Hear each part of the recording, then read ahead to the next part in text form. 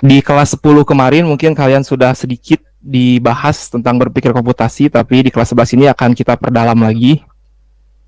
Jadi, di materi berpikir komputasi ini, kompetensi dasar ada KD 310 dan KD 410.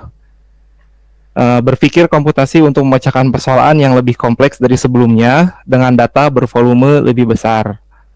KD 410-nya memecahkan persoalan kompleks yang membutuhkan dekomposisi, abstraksi, dan representasi data dan ukuran data cukup besar. Ini hanya kalian cukup ketahui saja.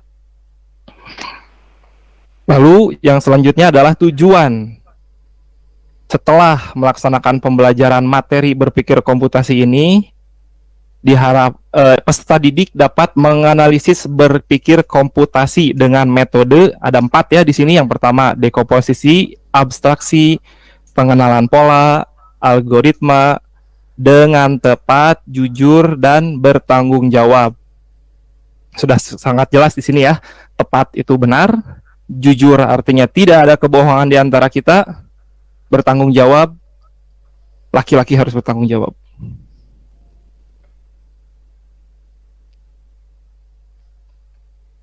Untuk pertanyaan yang pertama, apakah kamu pernah berbelanja untuk kebutuhan sehari-hari? Biasanya ini dilaksanakan oleh siswi.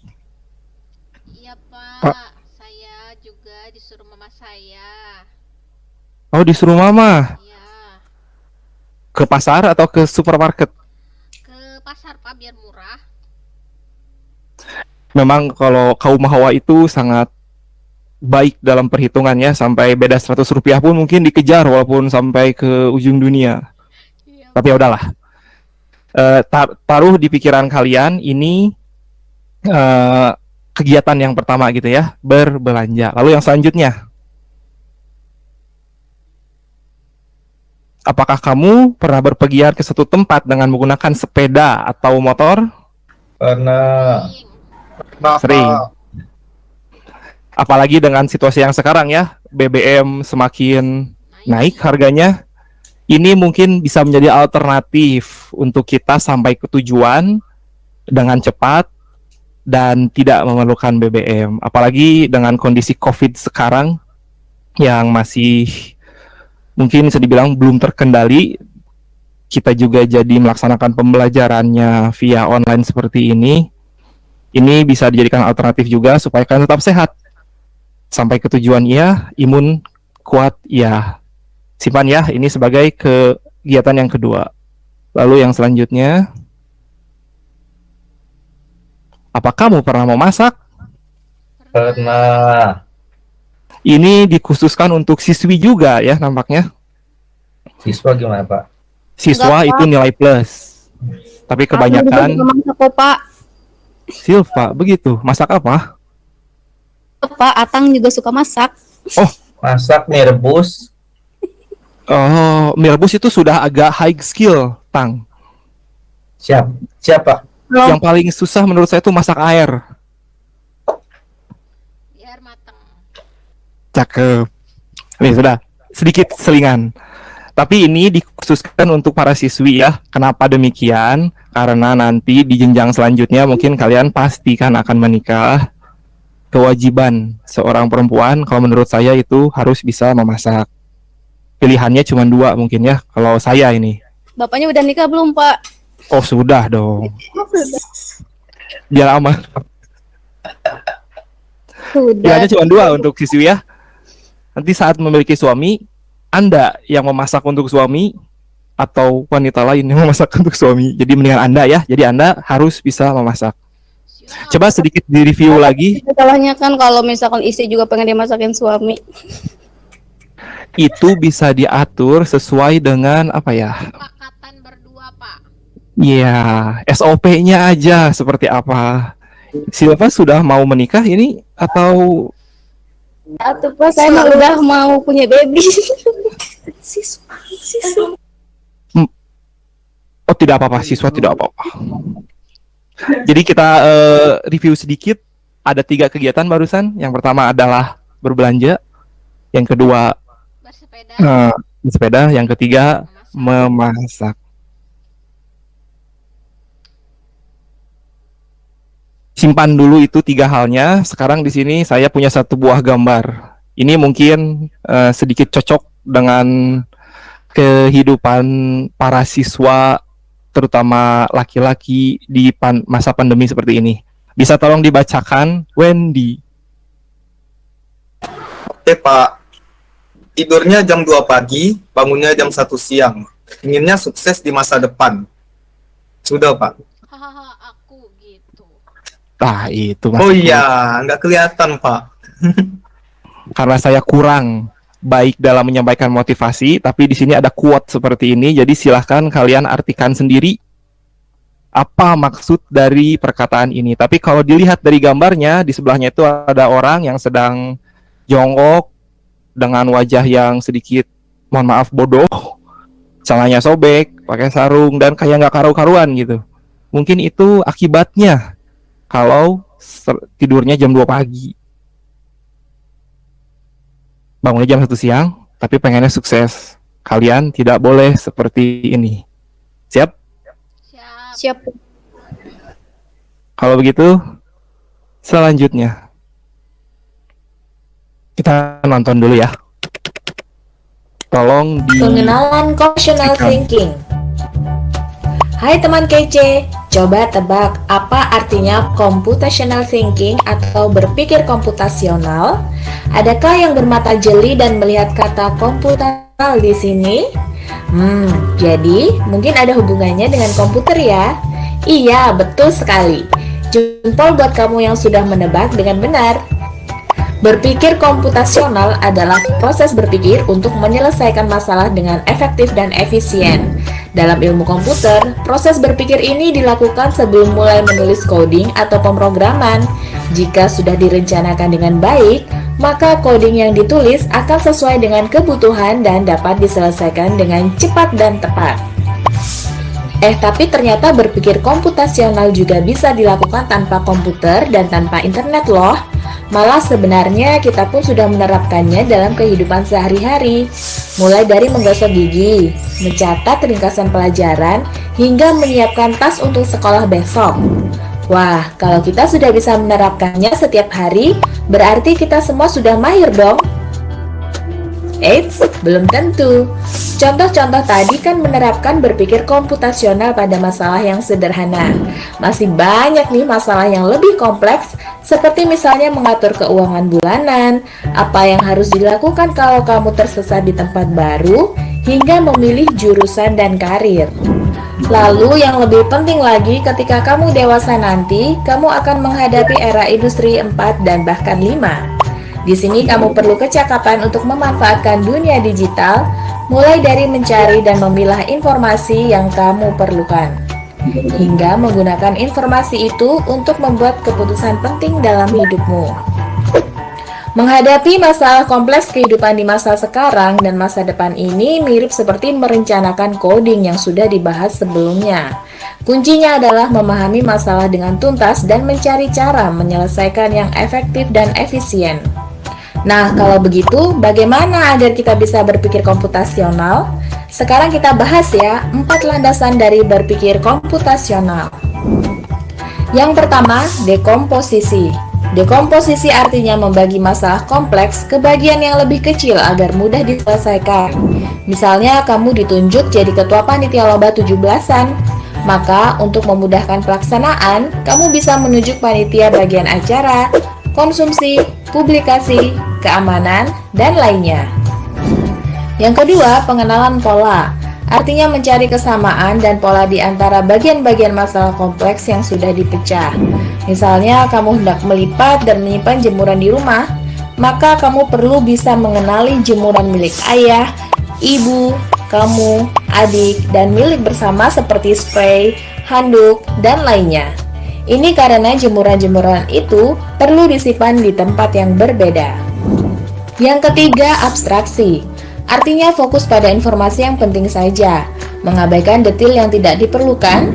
Misalnya, kamu hendak menceritakan pengalamanmu berwisata ke luar kota. Tentunya kamu mengalami banyak hal dari mulai berangkat di bus, berfoto bersama, makan di restoran, menginap di hotel, hingga perjalanan pulang. Tapi nggak mungkin kan kamu ceritakan semua kejadian dengan detail pada teman-temanmu. Pasti mereka bosan kalau kelamaan. Jadi, kamu harus menyaring beberapa kejadian yang menarik saja untuk diceritakan pada teman. Yang terakhir, algoritma. Artinya membuat langkah-langkah penyelesaian atau membuat aturan yang diikuti untuk menyelesaikan masalah. Misalnya, kamu diberi daftar belanja di supermarket oleh ibu. Ada minyak goreng, telur, roti, sayur, dan kopi. Lalu, kamu harus buru-buru karena ibu sudah mau memasak dengan minyak goreng itu. Nah, kalau seperti ini, satu cara yang efisien misalnya mulai dengan mengambil barang yang paling dekat dari pintu masuk hingga terakhir yang paling dekat dengan kasir. Nah, itu dia 4 landasan berpikir komputasional yang perlu diterapkan untuk memecahkan masalah yang kompleks.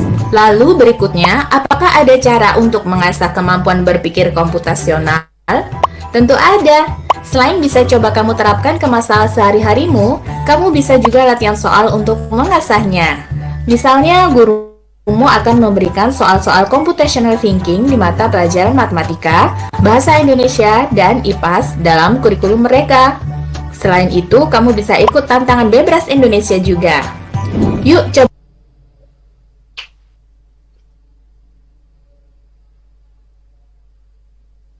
Oke, cukup sekian videonya. Apakah semuanya menyimak? Terima, Pak. Apakah ada bahasa yang sulit? Tidak. Apabila ada kata-kata yang sulit, kalian belum mengerti, coba ungkapkan supaya saya bisa jelaskan. Jadi nanti kalian ke depannya akan lebih mudah dalam memahami materi ini. Dekomposisi, Pak. Dekomposisi. Apanya yang sulit dari kata dekomposisi, Ayu? Enggak ngerti, Pak. Oh, kalau tidak mengerti tidak apa-apa. Itu kan hanya video saja. Nanti akan saya perjelas di sesi berikutnya. Oke, Pak. Baik, kalau Ya, saya mau membantu sedikit, Pak. Dari Boleh. video yang saya tangkap, dekomposisi itu adalah dari masalah yang besar dipecah-pecah menjadi masalah yang kecil sehingga lebih gampang diselesaikan. Kalau dari video tersebut, contohnya kita diberikan kesempatan menjadi suatu panitia lomba 17 Agustus. Karena terlalu sulit dan ribetnya, maka perlu dibentuknya suatu panitia-panitia sehingga dapat berjalan sesuai dengan kehendak. Seperti itu contoh umumnya. Jadi kalau contoh yang lain mungkin kalau ada masalah yang besar ya kita rinci-rincikan dulu ke masalah-masalah yang kecil sehingga dapat kita pecahkan. Oke, terima kasih, Pak. luar biasa. Wendy ini memang betul-betul sepertinya setiap detail dari videonya diperhatikan. Atau memang ingin wow, atau punya perasaan khusus gitu sama Ayu sampai ingin membantunya seperti itu. Pas Dari lihat sekilas aja, Pak. Dari senyumnya sudah tersirat. Tidak apa-apa, tidak perlu diungkapkan. Biar waktu yang menjawab. Baik, kita lanjutkan. Sekarang kita masuk ke definisi berpikir komputasi. Di sini ada sebuah gambar. Karena menggunakan bahasa Inggris, tapi saya kira kalian sudah sedikit familiar lah dengan bahasa Inggris apabila bergelut di dunia informatika karena sebagian besar menggunakan bahasa Inggris. Ada try, fail, sukses. Lalu ada tanda panah yang seperti pusaran beberapa kali, try, fail, try, fail, try, fail. Setelah itu ada sesekalinya mungkin nanti ke arah sukses. Itu mungkin yang bisa disimpulkan dari kemampuan problem solving. Karena di awal pembelajaran barusan saya sudah mengungkap 3 permasalahan. Itu menjadi sebuah masalah apabila kalian melihatnya dari kacamata yang berbeda. Mungkin itu menjadi sebuah kegiatan apabila kita melihat dari sisi A. Tapi itu menjadi sebuah masalah apabila kita melihat dari sisi B. dan sebuah masalah harus kita selesaikan. Kemampuan untuk menyelesaikan sebuah masalah disebut dengan problem solving skill. Sekarang ini ada tulisannya. Saya minta bantuan kepada,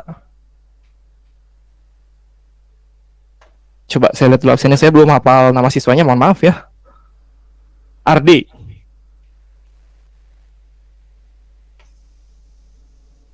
Ya, Mau di -2 Ardi? Oh tidak, sip. kenapa Pak? Tolong dibacakan.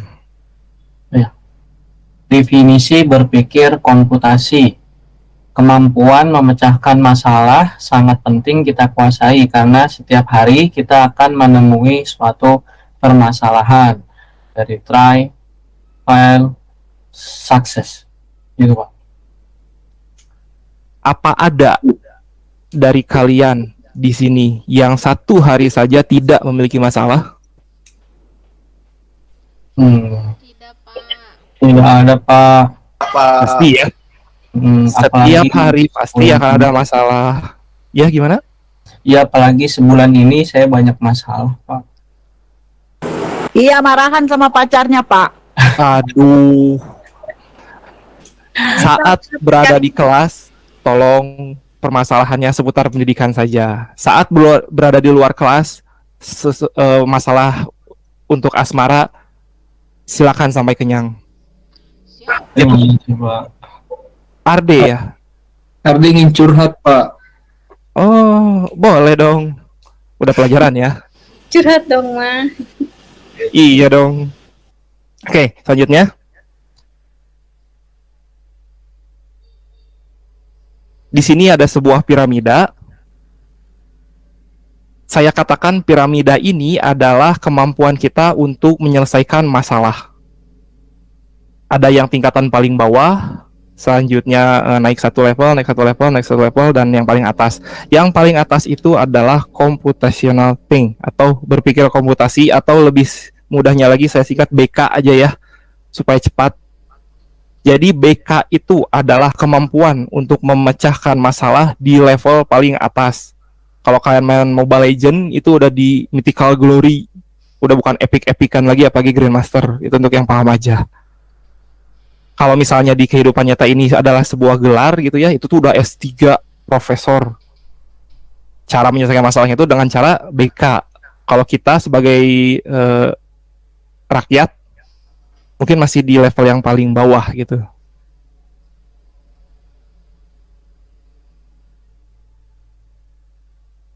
Lalu di sini ada berpikir komputasi. Kemampuan berpikir untuk menyelesaikan suatu permasalahan secara menyeluruh, logis, dan teratur. Yang digarisbawahi di sini adalah menyeluruh, logis, dan teratur. Berpikir komputasi adalah teknik pemecahan masalah yang sangat luas wilayah penerapannya. Yang kedua, berpikir komputasi bisa digunakan untuk memecahkan permasalahan di berbagai bidang keahlian. Sekali lagi digarisbawahi, di berbagai bidang keahlian. Maka kalau selama ini kalian menganggap BK itu hanya ada di informatika, kalian salah besar. BK itu bisa kita gunakan untuk menyelesaikan masalah menyelesaikan masalah di kehidupan sehari-hari, seperti contohnya 3 yang saya jelaskan di awal pertemuan tadi. Jadi salah kalau itu hanya di bidang informatika saja. Yang tentang kita belajar informatika ya informatika aja gitu, enggak ya.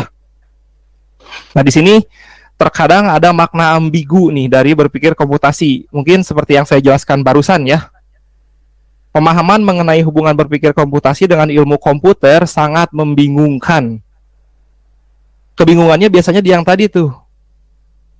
Apa iya berpikir komputasi itu cuman hanya ada di pelajaran informatika saja? Dari sisi A nih. Dari sisi B, pasti ada pertanyaan juga, apa iya berpikir komputasi itu bisa kita gunakan untuk menyelesaikan masalah kita sehari-hari? Jadi ini sebenarnya maknanya itu ganda. Lalu di sini berpikir komputasi dalam prosesnya bisa menggunakan komputer, namun tidak selalu menggunakan komputer. Jadi berpikir komputasi itu adalah bagian dari informatika, tapi bisa kita gunakan untuk bidang yang lain juga. Seperti dalam kalimat ini ya, yang di nomor 2, tolong diperhatikan. Berpikir komputasi dalam prosesnya bisa menggunakan komputer namun tidak selalu memerlukan komputer. Sebagai contoh, apabila kita kaitkan dengan yang 3 awal lagi tadi aja deh ya. Bersepeda. Apakah bersepeda harus dengan komputer? Tentu tidak. Apakah berbelanja harus dengan komputer? Ya. Kalau mau online. Kalau offline, ya langsung, tidak pakai komputer. Lalu satu lagi memasak. Oh, kalau mau masak jelas tidak ya. Kecuali kalian main game masak-masakan. Itu mungkin iya. Lalu yang di bawah ini ada berpikir komputasi yang merupakan suatu alat yang digunakan untuk menjelaskan bagaimana seharusnya komputer bekerja. Ambigu juga nih sebenarnya. Jadi di satu pemikiran ada gitu yang berbicara kalau BK itu hanya menjelaskan bagaimana komputer itu bekerja. Tapi sebenarnya tidak. Karena pada umumnya saya umpamakan seperti ini. Manusia memiliki bahasa. Komputer memiliki bahasa. Manusia dan komputer kalau berkomunikasi dengan menggunakan salah satu dari bahasanya itu tidak akan nyambung, apa betul? Betul, Pak. Betul, Pak. Jadi supaya nyambung, bahasa manusianya itu harus dikonversikan dulu menggunakan berpikir komputasi sehingga menjadi sebuah kode atau program. Program tersebut kita masukkan ke dalam komputer sehingga komputer tersebut mengerti. Kan bahasa yang kita keluarkan dari manusia itu sudah dirubah menjadi bahasa yang dimengerti oleh komputer sehingga di situ nanti terjadi sebuah interaksi. Mungkin seperti itu. Diterjemahin gitu ya, Pak. Betul sekali. Ini makin kesini bahasanya mungkin akan semakin sulit.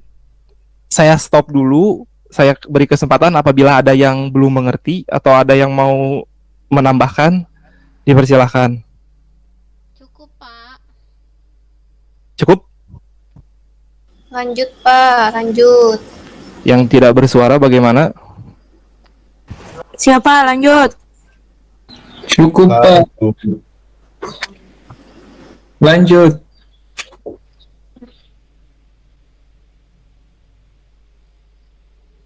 Bapak suaranya hilang. Tidak terdengar, Pak. Suaranya Pak.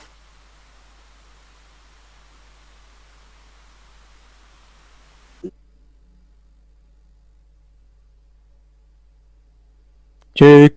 Ya, ada Pak suaranya. Ya, sekarang. sudah, Pak. Loh, kok bisa gitu ya?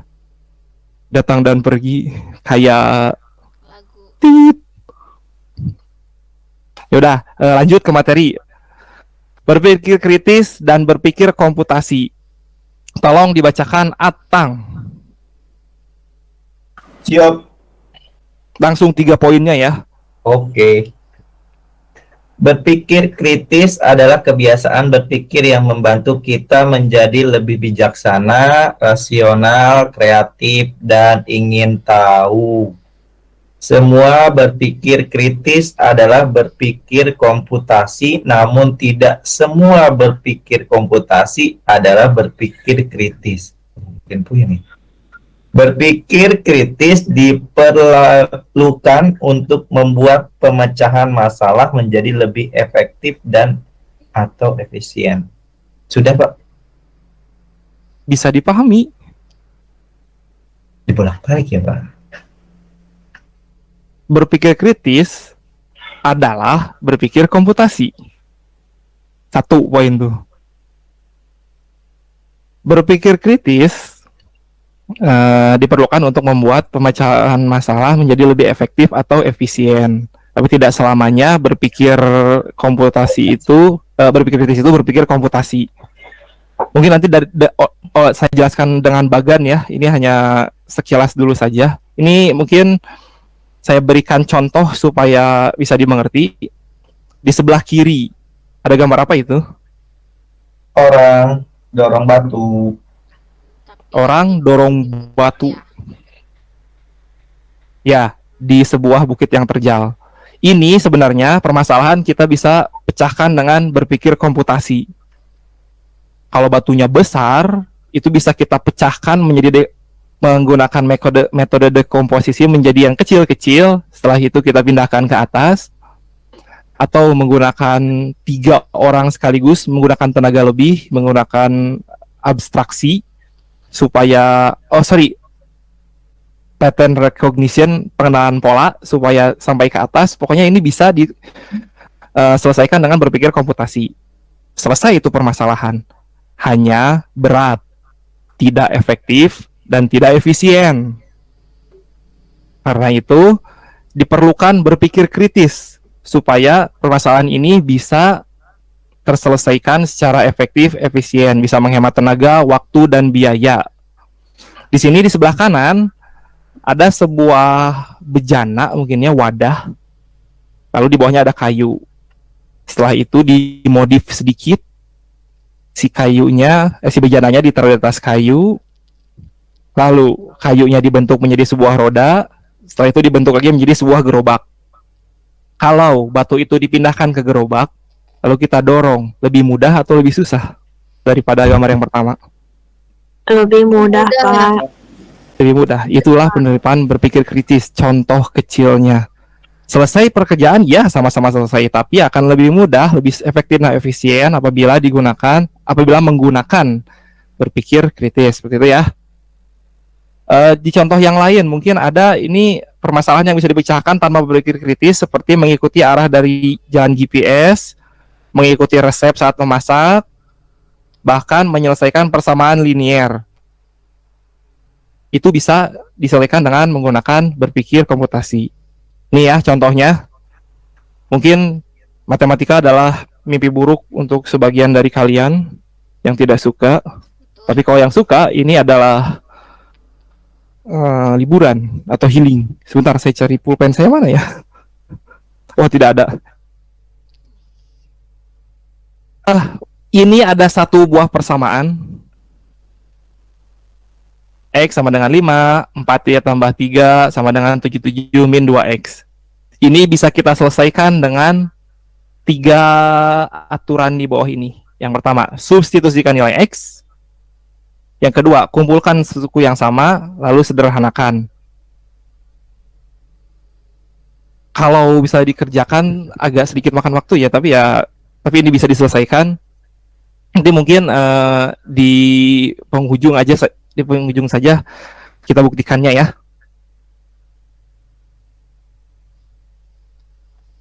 Lalu ini sejarahnya. Jadi berpikir komputasi itu pertama kali dikenalkan oleh Seymour Papert di tahun 1980 dan 1996 di Inggris. Di Inggris langsung diterapkan kepada sekolah dasar dan sekolah menengah.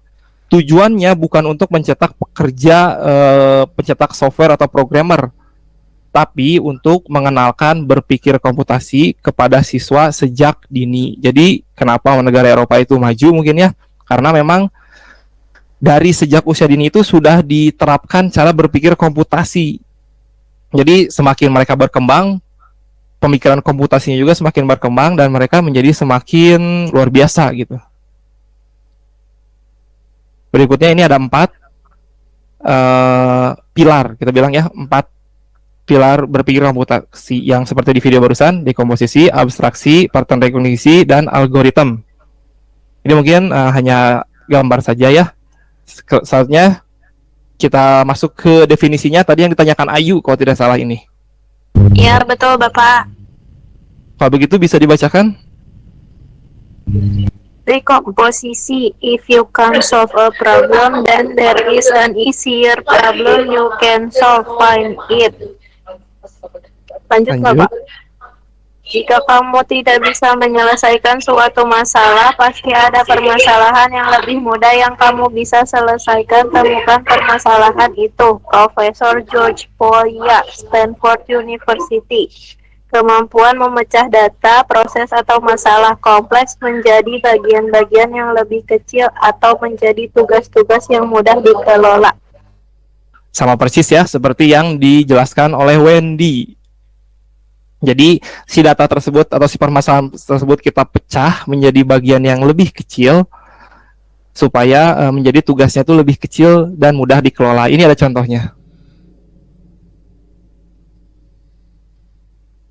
bisa kalian lihat di sini ada manusia, laki-laki dan perempuan. Kalau misalnya ada pertanyaan, jelaskan bagaimana tubuh manusia bekerja, maka sulit untuk kita menjelaskannya. Tapi kalau kita menggunakan metode dekomposisi, ini akan terjawab. Yang pertama kita pecah dulu ya, manusia itu memiliki organ. Di gambar yang paling kiri nih, ada kursornya? Nggak ada ya? Oh, ini ada. Lalu ada peredaran darahnya. Lalu ini ada struktur daging, struktur tulang. Ini daging dan otot, mohon maaf, ini tulang. Dan ini pencernaan. Kalau kita hubungkan masing-masing fungsi ini, kita akan tahu bagaimana cara tubuh manusia bekerja. Jadi tidak akan kesulitan dalam menyusun kalimatnya, seperti itu ya. Lalu yang kedua adalah pattern recognition. Coba tolong dibacakan Anissa. Baik, Pak. Kelinci kecil berwarna berlari-lari dengan ceria. Teruslah kamu menuntut ilmu agar bahagia di masa tua. Kemudian Lanjut. kemampuan untuk melihat persamaan atau bahkan perbedaan pola, tren, dan keteraturan dalam data yang nantinya akan digunakan dalam membuat prediksi dan penyajian data. Gitu ya. Itu bentuknya pantun. Sajaknya A U A U A. Sebenarnya kita bisa menyelesaikan pantun dengan menggunakan metode pattern recognition. Itu sudah contoh paling mudah lah ya. Jadi kita melihat pola, tren atau keteraturan dalam data. Sebagai contohnya ini. Kita menggunakan rekognisi pola untuk menyelesaikan deret biasanya dalam pelajaran matematika. Di sini yang jago matematika siapa ya? Wendy, Pak. Wendy, kalau Wendy juara. Gimana kalau Silva? Coba selesaikan yang satu tuh. Apa Pak? Gimana? Tebak angka kelima dari deret yang pertama. 2, 4, 6, 8. Jadi angka kelimanya itu 10, Pak. Betul, angka yang kelima adalah 10. Kita tahu polanya itu ditambah 2 ya. Iya, Pak. Tambah 2, tambah 2, tambah 2, tambah 2. Nomor 2, Elsa.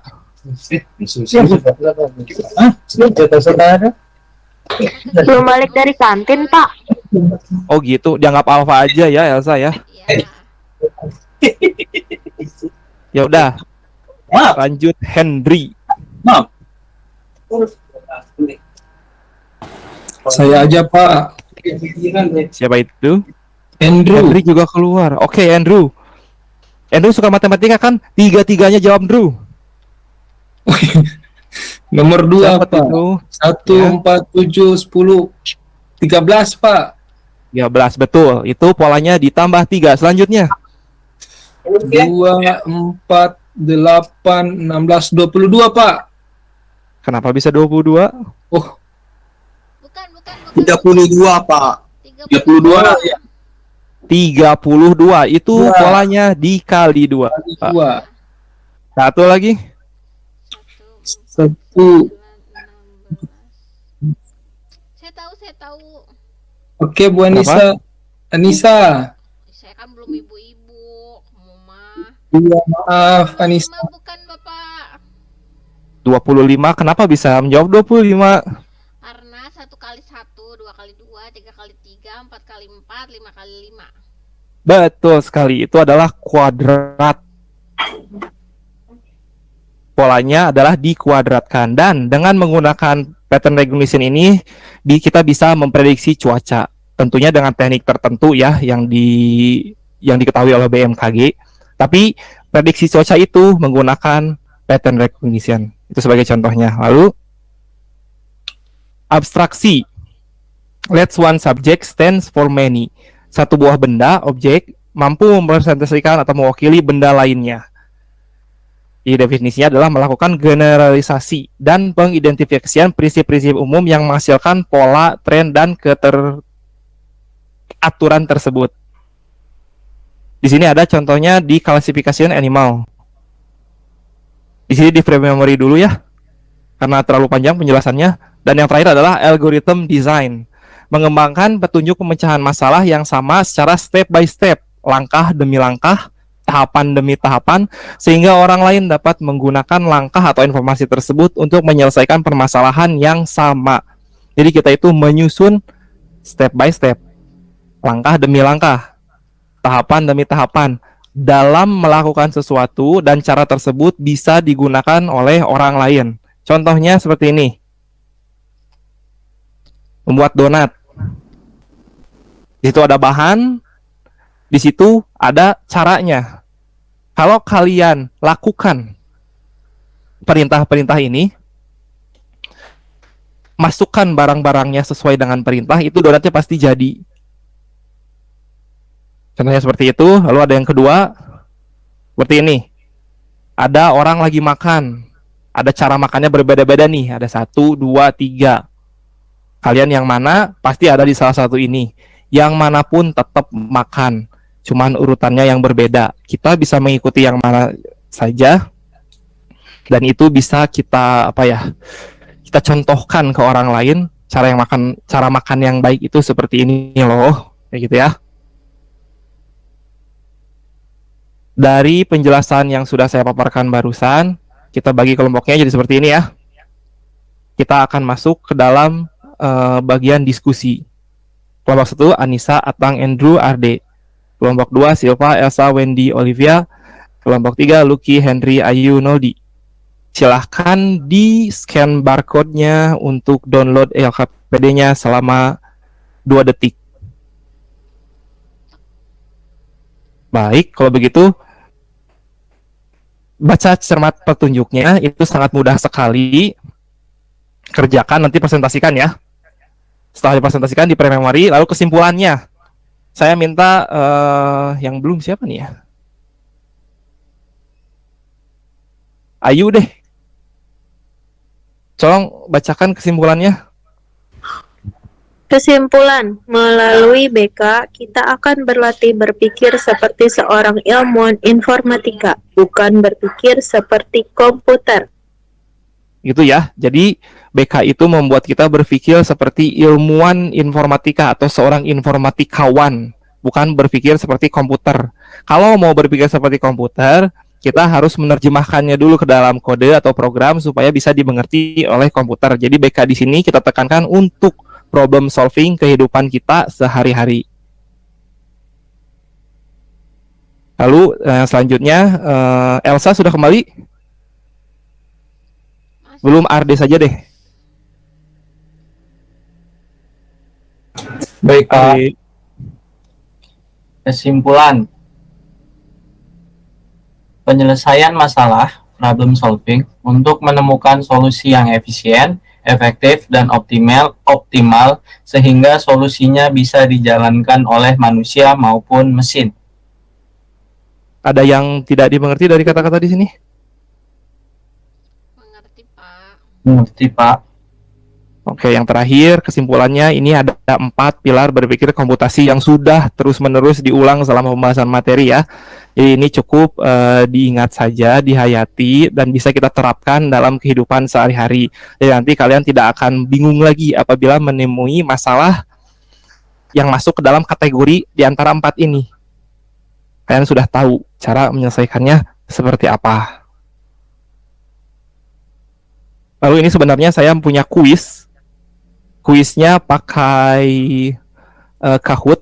Kalau kalian pernah masuk ke kelasnya Ibu Febrianti, itu beliau menggunakan Quizizz. Kalau saya menggunakan Kahoot, tapi karena waktunya tidak memungkinkan, jadi mungkin ini di pre-memory saja ya. Baik, cukup sekian saja yang bisa saya sampaikan. Jadi sebelum disudahi, ini ada satu lagi, bisa dibilang apa ya, penutup atau bekal untuk kalian.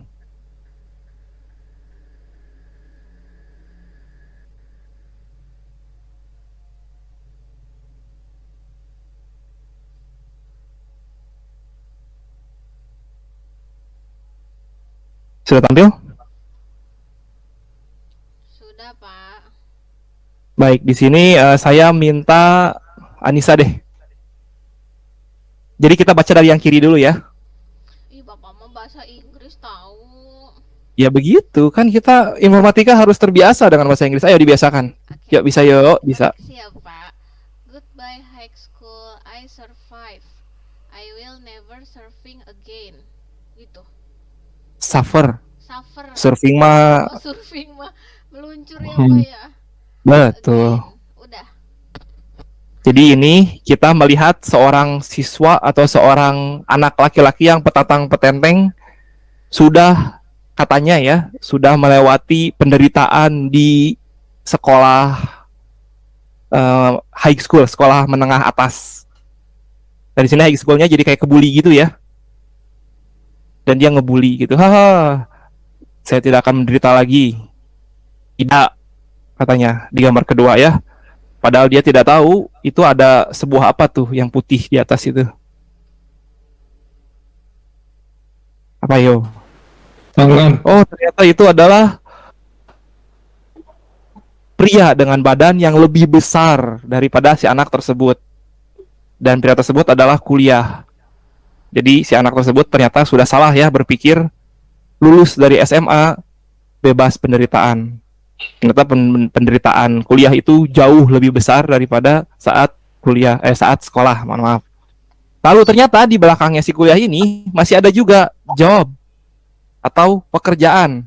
Jadi tantangannya ternyata lebih besar lagi daripada kuliah si pekerjaan ini. Jadi penderitaannya itu sebenarnya belum berakhir ini si anak nih. Tapi kenapa ada petenteng-petenteng ya? Lalu di atasnya ternyata ada marriage atau pernikahan. Bebannya pernikahannya itu tinggi sekali sampai digambarkan sebagai kaki di atasnya si Job ini.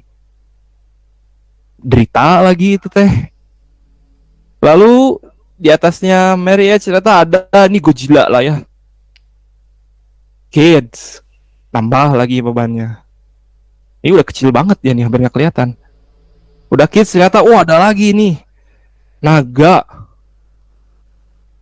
Naga itu adalah making doctor appointment yourself atau bikin perjanji sama dokter gitu karena kalian tuh sakit. Karena setelah kalian kerja, nikah, punya anak, kalian tuh akan tua. Saat sakit, kalian akan buat janji sama dokter buat berobat. Itu deritanya, ini digambarkan naga ya. Lalu setelah itu ada lagi ini nih, hair loss yang terakhir. Atau di sini digambarkan kalau yang suka Marvel ini tuh Galacticus ya. Hair loss itu adalah rambut rontok karena kalian mungkin sudah akan sangat tua. Kesimpulannya, janganlah kalian senang dulu kalau kalian sudah lulus sekolah nanti ya. Karena beban atau perjuangan yang kalian harus kalian jalani itu masih panjang. Karena itu ada baiknya dari saat di sekolah sekarang jalanilah semua kegiatannya dengan sungguh-sungguh. Baik, cukup sekian mungkin ya pemaparan yang materi yang bisa saya sampaikan hari ini. Kita tutup dengan doa. Oh tunggu, ada satu voucher lagi deh untuk yang mau makan siang gratis. Terakhir ya, sebelum kita pulang nih, biar seger daripada nundutan di jalan, ngantuk di jalan. Gimana? Semangat? Semangat, Pak. Oke. On cam, on mic. Ayo, voucher makan siang di kantin Els. Itu udah ada, Pak. Orangnya baru balik, Oh, Pak, habis bolos. Udah, itu Dari tadi dianggap apa? Biarin dia nanti remedial ke saya. Baik ya, ikuti kata-kata saya. Sapi naga beruang. Iya. Sapi naga beruang. Sapi. Sapi naga. Sapi naga. Ada berapa naganya? 2. Alah. Ada berapa Fokus. naganya? Ada berapa Ulangi. Tiga. 3. Ulangi. Sapi naga beruang. Sapi naga beruang. Beruang naga sapi. Beruang naga sapi. Beruang naga. Beruang. Ada berapa naganya? Ada berapa naganya? Tiga. Kalian makan siang semuanya. Berarti kalian makan siang semuanya. Tapi ada yang tadi dihukum satu ya. Kita eksekusi di akhir. Andrew. Suruh nyanyi aja, Pak. Asik dapat voucher. Andrew eksekusi dulu. Nanti voucher satu kelas dapat. Tolong katakan ini dengan cepat 3 kali. 1 kali nafas ya. Kecoa, cakwe, kuaci. Yang cepat. Cekua koce cekue. Salah. Cek kecoa, kuaci. Apa satunya, Pak? Kecoa, cakwe, Cekue, kuaci. kuaci. 3 kali. Cekue, kuaci. Kecoa, kuece, kuaci. Kecoa, kuece, kuaci. Oke, tidak apa-apa. Terima kasih. Wah, keren. Oke, itu cukup ya untuk penyegaran di akhir. Sekarang kita tutup dengan doa bersama-sama kepada ketua kelas, Andrew juga. Dipersilakan untuk memimpin doa. Always me. Baiklah teman-teman dan Pak Henry, sebelum kita berpisah, kita akhiri dengan doa. Mari kita berdoa. Berdoa selesai. Baik, kalau begitu silakan beberes, pastikan tidak ada yang ketinggalan. Lalu jaga kesehatan selalu di masa pandemi ini. Jangan keluar rumah kalau tidak perlu. Dan kalau perlu banget pakai masker. Oke? Siap, Bapak. Sampai berjumpa lagi di pertemuan selanjutnya. Wassalamualaikum warahmatullahi wabarakatuh. Waalaikumsalam warahmatullahi wabarakatuh.